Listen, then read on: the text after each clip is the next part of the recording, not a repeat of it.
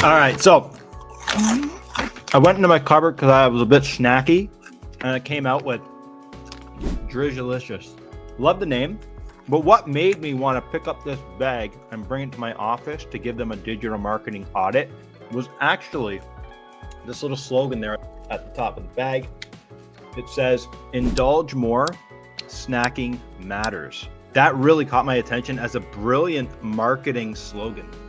Indulge more, snacking matters. In a time where everybody is so fixated on health and wellness and calories and cholesterol and sodium, these guys are like, screw that, we're going all in. Indulge more, snacking matters.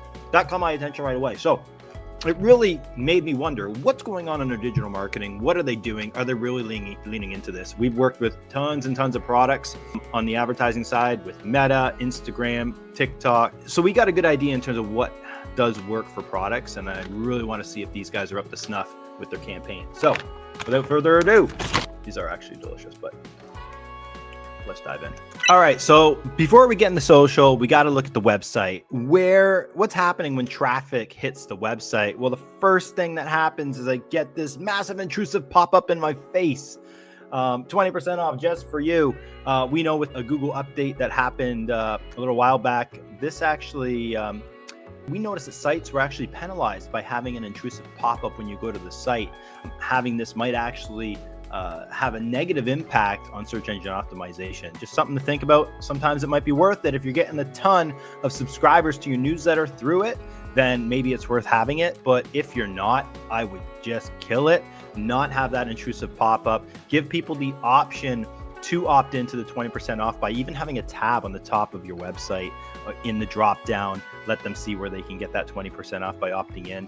But I'd really like to know the conversion of people actually opting into this kind of a deal. I'm very interested to know that, but it's actually harming the user experience than helping it. So get rid of it. Moving on. All right, so you see here, what I did like is they actually have a section on the website that has recipes, 5 dessert recipes. I love this. I think this is awesome. This is great content. It has people keep coming back. It also is a great opportunity to connect this with social and maybe have some sort of a challenge or giveaway for people that come up with unique concoctions using Drizzilicious. Let's see what happens when I click this link. Uh-oh, page not found. May want to fix that. Hopefully this is not happening on all of them. Oh my goodness, it is. This is an immediate fix for Drizzilicious. Yeah. Let's see, buckwheat coffee cake. Oh, found one. Gluten-free buckwheat coffee cake. I think the big problem here is they are sending this traffic and redirecting it to somebody that created this recipe. Why not get permission, create this recipe, or create a variation of it and put it on your site? You should own your own recipes. With the products that we've worked with in the past, we always encourage trying to create as many recipes as possible because it's great for content, great to position your business as a thought leader with Google, thus getting more traffic from Google. So huge opportunity there. Instead, Taylor is the only one benefiting from this particular recipe. So definitely want to own your own recipes. I love the idea of the recipe tab. You just need to build it out, almost like a blog of sorts. Finding a store. Okay. So enter your zip code to find a store near you. I love it. These guys are now in Costco. They're all over the place, and for good reason. It's a great product. But let's see what's closest to me here. Oh my goodness, I am nowhere close to Michigan. So might want to fix that. Even searching results near Windsor. Not sure why Windsor came up as a default. Let's see what happens when I do this.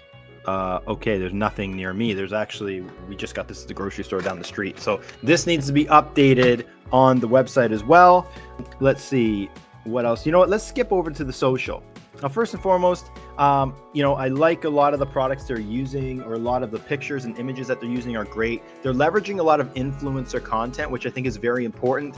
Influencers can definitely help stimulate activity with a product, stimulate awareness for a product, but so long as it doesn't look like an influencer's doing it because they're getting paid, that's the big thing. If an influencer genuinely is creating content around it because they like the product, that's the best content, right? And you can definitely leverage that content in your social channels. In here, I think these guys could do better with the actual captions. Attention Costco shoppers, if you live in the Northeast, you need to snag a bag of this limited edition Costco exclusive. Cool, that's a great awareness ad if you live in the Northeast. And it would be a great piece of content for an ad targeting the Northeast. But I know I looked into it. Drizzilicious is not running any ads. One of the best campaigns you can run as a product is targeting a 3-mile radius around each of those locations where your product is being shelved. Okay, this has proven to be work amazing for us just to bring awareness. We were working with doing extensive work with a sauce company that was in the local Longo's grocery store. We would target 3 kilometers or miles around that grocery store, just hammering people, letting them know that their product is on the shelves in that location. Here's a recipe, check it out. Educating those people on the product, but telling them exactly where they need to go to pick up the product. When you're not running any awareness ads on social media, you're really doing yourself a disservice, because as you can see, nobody is seeing this content. 3 likes, 7 likes, not bad, 5 likes, but still, I mean, with a following of 1.7K followers, still not a whole ton of people are seeing the content, meaning you have to inject some ad spend to amplify that reach, to amplify your brand, pun intended. Now, moving on to Instagram. I like the look here. Like I said, they're using a lot of influencer stuff. It's good. This is great content, great for awareness, especially if you're getting this type of engagement. 9,000 likes on that. That's amazing. Let's see if that's consistent. All right, we got 487 likes. So the good thing about this is a lot of the content is getting a decent number of likes. 76, 18, not so much, 12. This here, what's going on here? They're doing a taste test here. Doesn't look like a whole ton of people like it. Yeah, it's okay, but I think it can definitely be better if you're using some ad spend to amplify that reach, get more people coming to the site, visiting the Instagram page at least. And you don't have to spend a lot on a campaign like that. $5 a day, you know what I mean? Especially this one here. Let's talk about Target.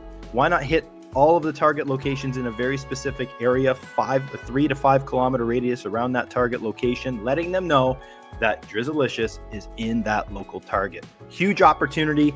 Target would appreciate that as well, I'm sure. But it's another great opportunity for Drizzilicious to get more exposure for the brand.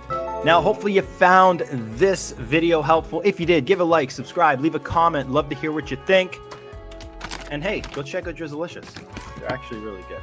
Until next time, see you soon.